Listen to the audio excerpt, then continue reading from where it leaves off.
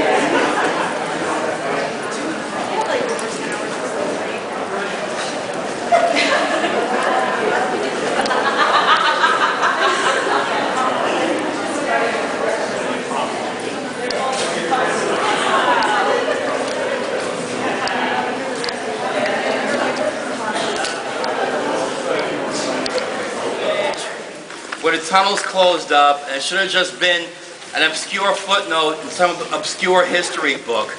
But that's not what happened. For some reason, this place took on a life of its own in the media. Now, this kind of culminated in the year 1893, when the New York Times put out an article about the problem they were having with pirates here in New York Harbor. Now, you know about the pirates they have over in Somalia now, and everyone heard of the Pirates of the Caribbean. But we had pirates right here in New York Harbor. They were called river pirates. Now, you have to keep in mind, first of all, that New York Harbor back then was nothing like the way it is now.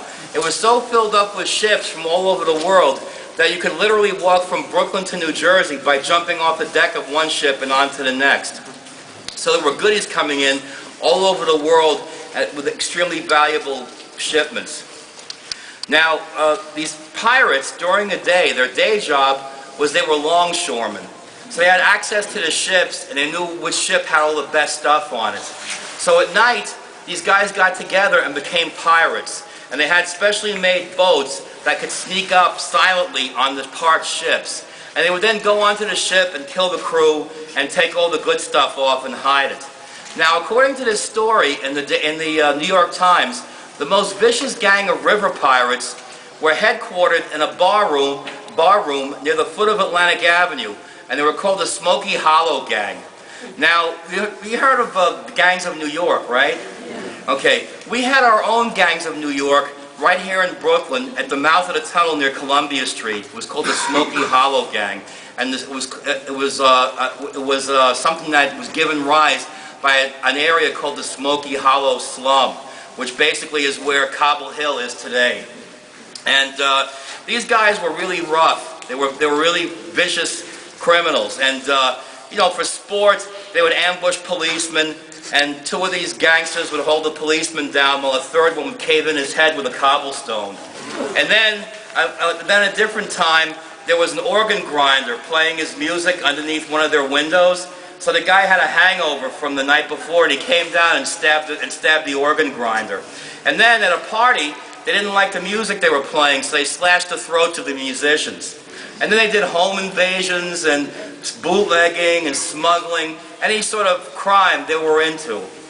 So the tunnel became associated with these people who were right there at its mouth at the foot of Atlantic Avenue. So what happened was, this article in the New York Times goes on to say that these people, these pirates, had an Aladdin's cave filled up with all their booty, but that you didn't need a torch to go inside, because there was so much gold and silver in here that it just glowed in the dark by itself. And then they went on to say that the entranceway from the bar into this tunnel was guarded by two 7-foot-tall Turks with scimitars. So, you know, then there were more stories like this that came out. There was a story in 1916 about the German spies. There have been ghost stories about this place documented since 1846. H.P. Lovecraft, the writer, put his 2 cents in and wrote a story called The Horror at Red Hook, where he said that there was a tunnel under Atlantic Avenue that Persian vampires were living in. So then there were stories about Nazi spies in World War II and Russian spies during the Cold War. In 1936, there was an article in the New York Times that said that the District Attorney of New York got an anonymous letter saying that if you go and dig up that tunnel under Atlantic Avenue, you're going to find all the dead bodies from Murder Incorporated. So the police took this story seriously, and they sent out the ESU unit, and they searched every bar room from Atlantic Avenue, from the waterfront all the way up to Flatbush Avenue, looking for the secret entranceway into this tunnel. Well, they must have had a good time doing the Atlantic Avenue bar crawl, but they didn't find a way in. So, then about every 10 years or so, like 1960, 1970, 1950, for example, there'd be groups of people in this neighborhood who would get together and try to find a way into this tunnel, but they could never find anything. So I come along in December of '79.